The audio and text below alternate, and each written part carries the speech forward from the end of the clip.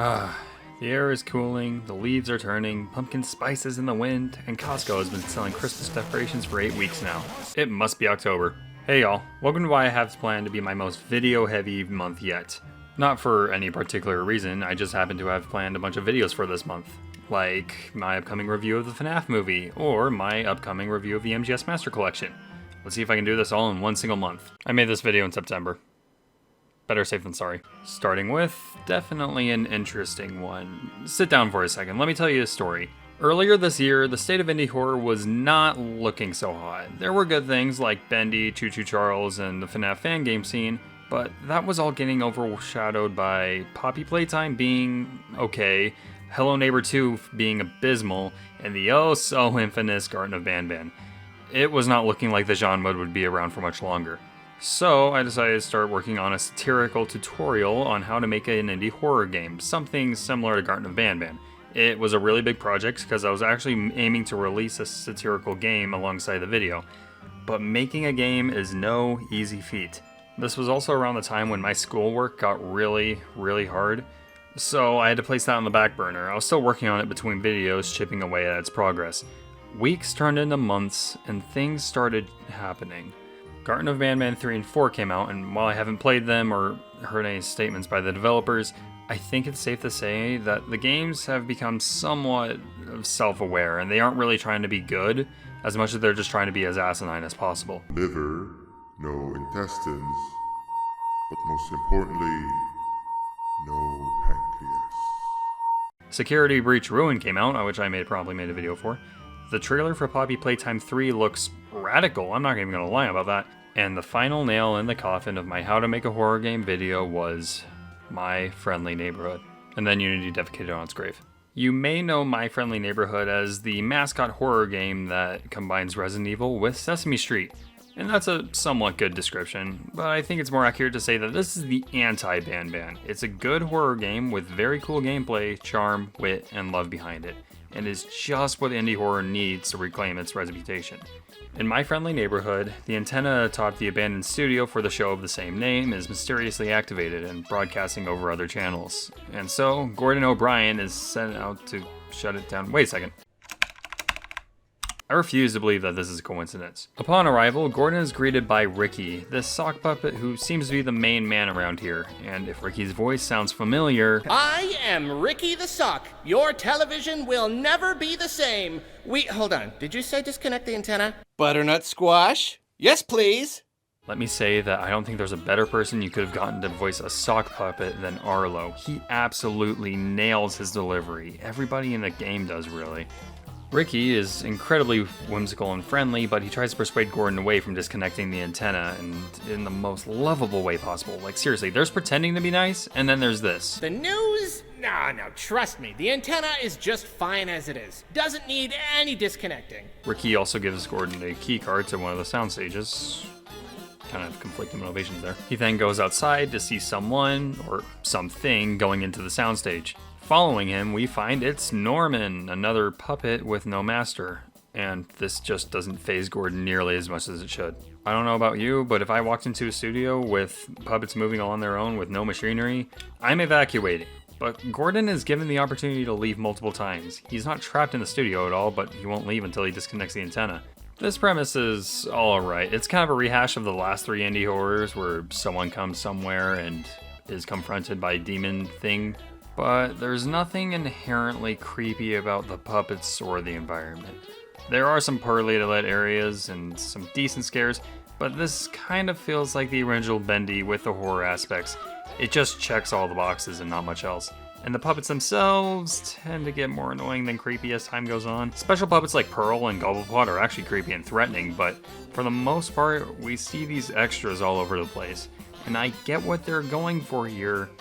The extras just stand around and spout out their lines as if they're on camera, and the lines they say can get a little weird, like some you'd see on DHMIS, like feeding wild animals your trash, or eating your hands, or just flat out violence. What?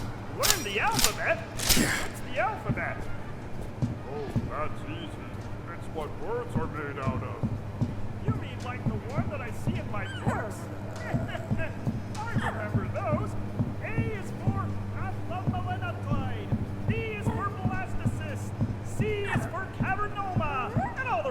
They're intended to feel like characters who have lost all their purpose and now they have nothing to do but sit around in this mental state acting as if they were still in the good old days. It's supposed to make you feel like you're surrounded by asylum patients, but it just gets annoying after a while. I have large frames that cover an entire ceiling. There are flags and drapes and stuff.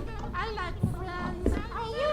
And the environments are actually pretty similar to the Beatsplex from Security Breach. They aren't scary, but they are alive. They feel like the set of a kid's show with some decently creepy places mixed in there. So while I don't think it works on the horror level for the most part, I do think it works as a game. And these are good environments and characters, they just don't quite fit the genre the game is going for. Well, half of the genre. It may not feel like a survival horror game, but it does wonders on the survival aspect. Calling most other indie horrors survival horrors is just wrong. To me, survival horror means that you have elements of resource management while surviving. And My Friendly Neighborhood nails that better than any other indie horror I've played, all thanks to RE4 style inventory. You collect different items around the studio, sorting them as you go.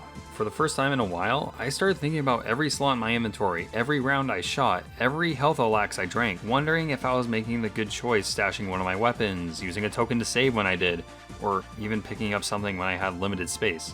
It all just works. Even if it could get annoying at times, it was better than being flat out inventoryless. But resource management isn't the only thing MFN borrows from the other survival horrors. Going back to the original Resident Evils, the studio is set up in a Metroidvania way. While I'm hesitant to call the game a Metroidvania, the map is split up into different sections connected by a hub area. Each section is filled with doors that can only be unlocked from one side or with a certain key. So as you explore the studio, you're constantly making new shortcuts to wherever you were before. And there are tons of locks all around with keys that are in other areas. This does mean backtracking, but it's hardly linear because you're using the shortcuts you unlocked earlier. And the maps you find are incredibly useful, showing whether or not you found all the secrets in any room, or what kind of keys to open certain doors. So whenever I came back to the hub area, I was really excited to dip back into old areas and see what any new keys could open. And we can't forget about the puzzles. Most of them are really fun. I didn't come across any that were flat out enjoyable, with some highlights being beating this puppet at a board game or this little mathy little clock puzzle. Though, getting the pieces for these puzzles typically means scavenger hunts.